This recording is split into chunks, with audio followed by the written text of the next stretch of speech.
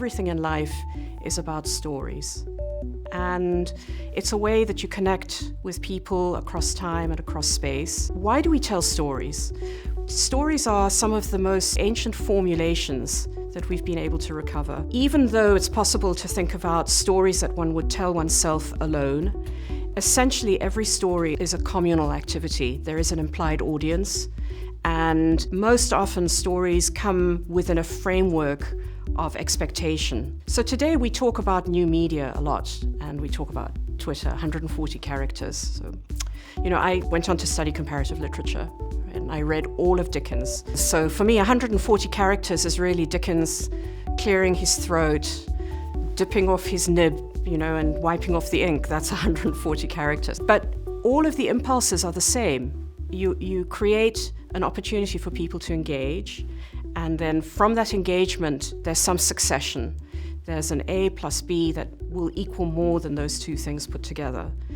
How we use it and how we shape the narrative and how we aggregate blocks of story together varies by culture, varies by need, varies by environment. It's a mechanism, it's a medium. It is truly a medium. Now, I know that Marshall McLuhan talked about the medium is the message, and that's certainly part of it, but there is a message. And so each medium encourages people to shape their storytelling in a particular way. I think that the medium changes the priorities, and it's a different economics of language in a weird way. How many words do you have? How many paragraphs? How many pages? There's still a mechanism by which certain stories stand out over other stories, and it's because of the power of the image, of the analogy. In terms of how technology has changed storytelling, it's the speed of the analogy. It's the absolute immediacy of metaphor.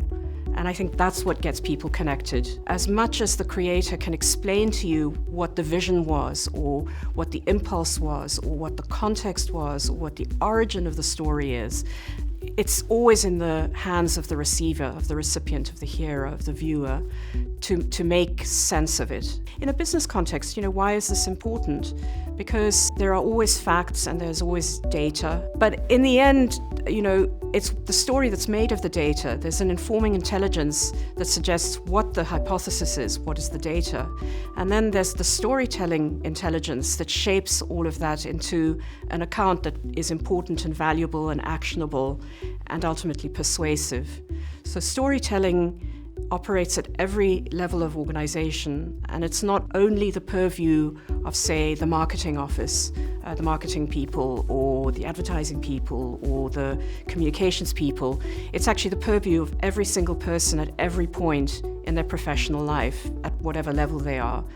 Everybody is engaged in shaping a narrative for persuasion, and the same parameters of storytelling hold sway there.